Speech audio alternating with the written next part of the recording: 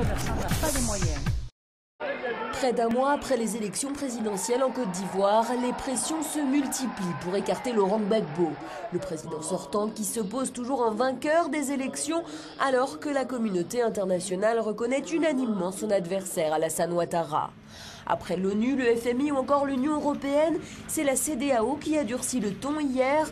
La communauté économique des États d'Afrique de l'Ouest invite Laurent Gbagbo à quitter le pouvoir.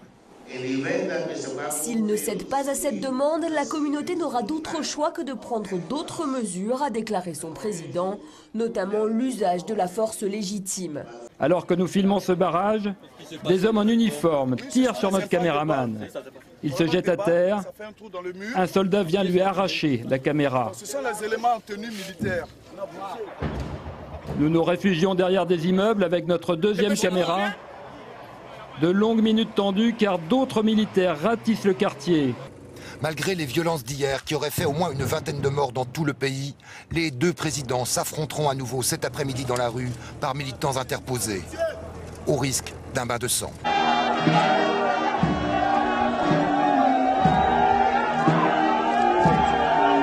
Et de là-bas, tout ce qu'ils font, on dit, oh oui, Gbagbo ne peut pas quitter, Gbagbo ne peut pas quitter s'il est élu. Et le président Laurent Gbagbo lui-même s'est accroché.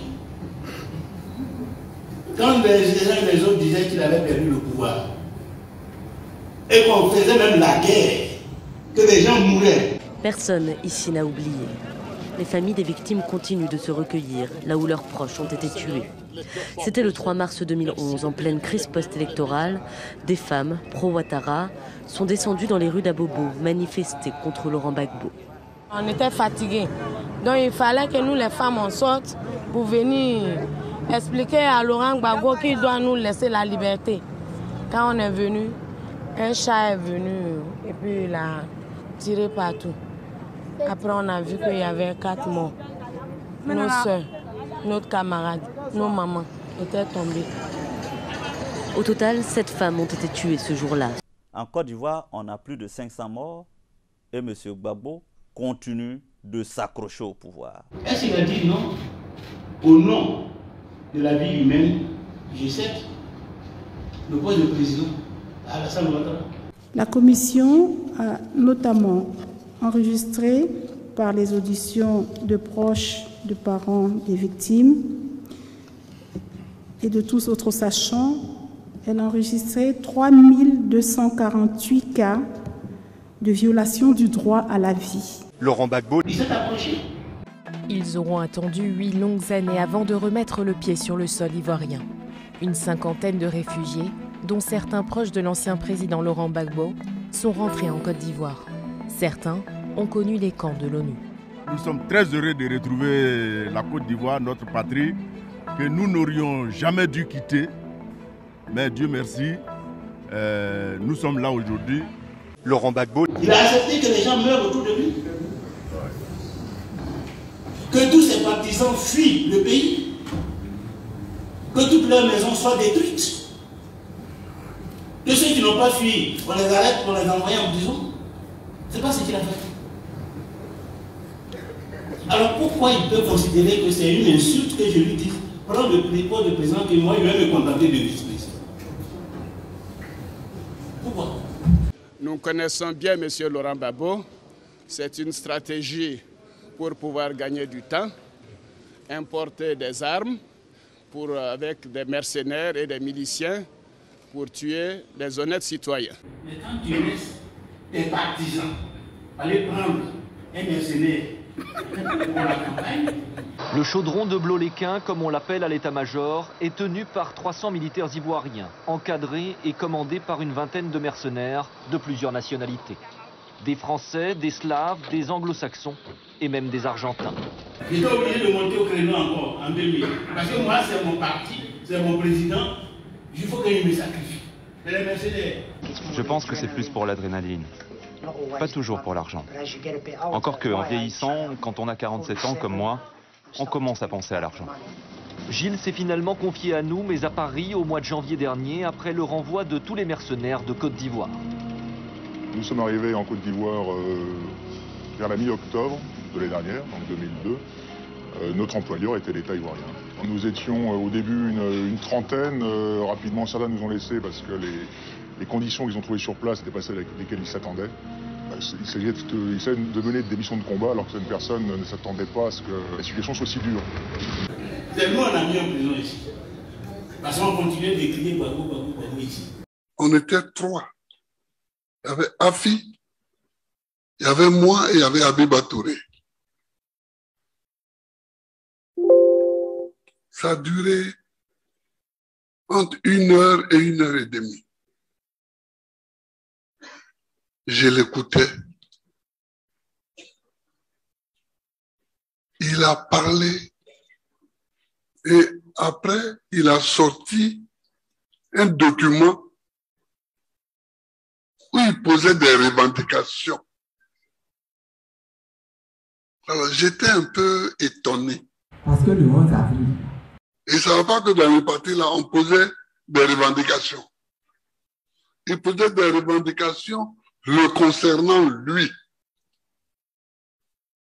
C'est-à-dire, s'il donne la présidence, il doit devenir, enfin, je dis 1 ou 2 revendications, hein, lui, il doit devenir premier vice-président assurant l'intérim totalement. C'est-à-dire, je prends la présidence du parti, mais je deviens la reine d'Angleterre, quoi. Mais pourquoi j'ai proposé?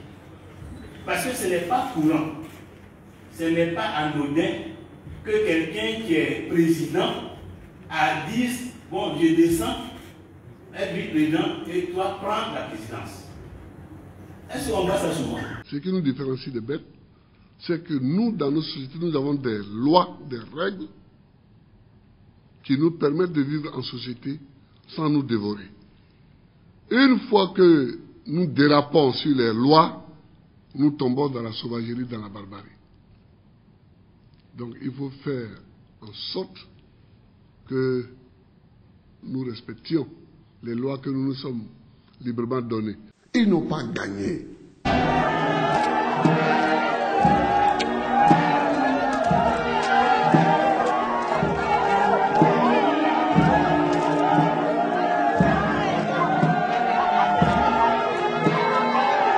Les gens qui sont présidents, souvent, ils s'accrochent à leur présidence et ils se débattent. Et le président Laurent Gbagbo lui-même s'est accroché. Quand les autres disaient qu'il avait perdu le pouvoir, et qu'on faisait même la guerre, que les gens mouraient, est-ce qu'il a dit non? Au nom de la vie humaine, je sais. Alors moi, je l'écoutais. On dirait que ce n'est pas du FPI qu'il s'agit. Quand il a fini, j'ai appelé les Assoadou, les Laurent Otro, et leur ai donné, puis je suis parti à la maison. Mais ma décision définitive était prise. Je dis, on ne peut rien faire avec ce monsieur. Alors pourquoi il peut considérer que c'est une insulte que je lui dise, prends le poste de président que moi, il va me contenter de vice-président? Et quand je suis là, Gbagbo, là, c'est pas parce qu'il est grand, il est bêté, il est beau, c'est pas pour cela, c'était par rapport aux idées. Mais ma décision définitive était prise. Je dis, on ne peut rien faire avec ce monsieur.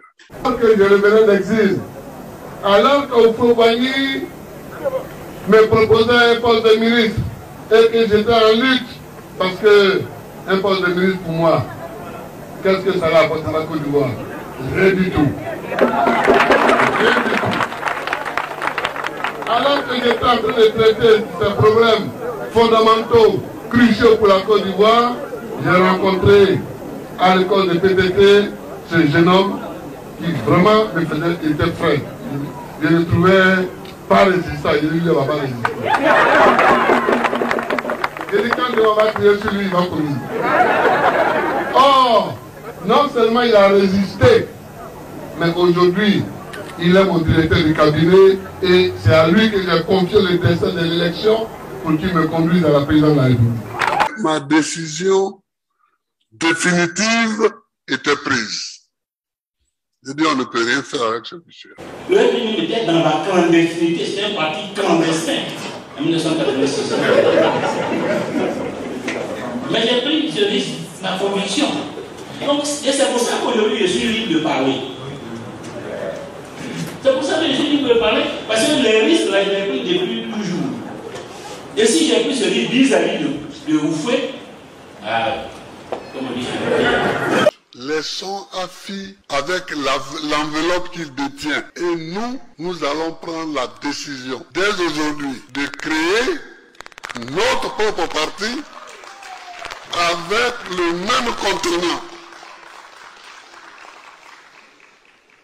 Nous allons baptiser le LPI autrement. Le LPI autrement. Parce que la crise que nous vivons, c'est la crise encore puis c'est la crise de la démocratie. Et le problème que le président Gbagbo pose en disant je me mets à côté là, c'est un test de la maturité démocratique au sein du pays. Nous allons baptiser le LPI autrement. Les gens sont libres d'aller où ils veulent. S'ils choisissent l'autocratie, ce serait seulement dommage pour la Côte d'Ivoire. S'ils choisissent le sentimentalisme, ce serait seulement dommage pour la Côte d'Ivoire. Parce que je sais que ce n'est pas dans l'autocratie, pas dans le sentimentalisme que la Côte d'Ivoire va relever les défis. Ce n'est pas dans la complaisance, dans la soumission aveugle. Ce n'est pas avec des gens sans colonne vertébrale, des gens qui rentrent devant d'autres hommes. Ce n'est pas avec ça que l'Afrique va sortir de la misère et de la pauvreté. Il faut qu'ils ouvrent les oreilles et qu'ils entendent. C'est à toi de les convaincre. Demain, aujourd'hui et demain. C'est à toi de les convaincre. Demain, aujourd'hui et demain. Avec des gens debout, qui savent assumer leurs convictions, qui savent défendre, qui savent perdre, mais qui cherchent à gagner aussi. Maintenant, pour l'évolution des idées, pour savoir si le FPI a progressé par rapport à la crise, il faudrait demander à notre camarade qui est plus directement responsable du centre. En tout cas, vous rejetez sur l'ancien président la responsabilité politique, morale, totale, exclusive de la rupture. Bien sûr. Exclusive vraiment? Les gens ont eu le temps de découvrir qui est Gbagbo. Parce qu'il y a beaucoup qui ne le connaissaient pas. Les gens qui rentrent avec les pistolets dans les bureaux de vote, qui chassent nos gars, ils prennent les bulletins puis eux-mêmes remplissent. Et ça, c'est bon ça. Mais Gbagbo, c'est du mensonge. C'est de l'intoxication. Pour l'évolution des idées, pour savoir si le FPI a progressé par rapport à la crise, il faudrait demander à notre camarade qui est plus directement responsable du centre. Vous ne semblez pas du tout apprécier le comportement, les mots, les gestes de l'ancien président depuis son retour en Côte d'Ivoire. Est-ce qu'il vous a déçu? Est-ce que vous pensez qu'il n'a pas été à la hauteur? Je pense qu'il n'a pas été à la hauteur. Et il a déçu beaucoup d'Ivoiriens. Parce que le monde a vu. Parce que ce que les Ivoiriens attendaient de lui, c'était véritablement des gestes de réconciliation. Il n'y a rien eu de ce côté-là. Il n'y a rien eu de ce côté. La rencontre avec le président. Et ça permet même de douter de la sincérité de la rencontre qu'il a pu avoir avec le chef de l'État, le président Alassane Ouattara. Nous allons y venir. Lorsqu'on voit un peu les actes qui ont été posés depuis l'aéroport jusqu'à cette décision de divorce, la rupture avec les évangéliques, la rupture avec le Front populaire ivoirien, on a le sentiment que le président Gbagbo est venu véritablement avec beaucoup de rancœur et qu'il est dans une logique de règlement de compte. Parce que le monde a vu. Il n'a pas su trouver les mots pour vous. Non seulement les mots, mais les actes. Il n'a pas su poser les actes attendus par les Ivoiriens. Il n'a pas su poser les actes attendus par les militants du Front populaire ivoirien. Et on ne sait pas où il va. Pour nous, M. Laurent Gbagbo ne pouvait pas réussir ce brassage, ne pouvait pas être le symbole de l'unité en Côte d'Ivoire. et il a déçu beaucoup d'Ivoiriens. On a le sentiment que le président Gbagbo est venu véritablement avec beaucoup de rancœur et qu'il est dans une logique de règlement de compte. Parce que le 11 avril, ça a été une journée de défaite pour moi, pour mon époux, pour ma famille et pour toute la Côte. Le temps est arrivé de sortir des ressentiments. Le temps est arrivé de sortir des ressentiments. Le temps est arrivé de sortir des ressentiments.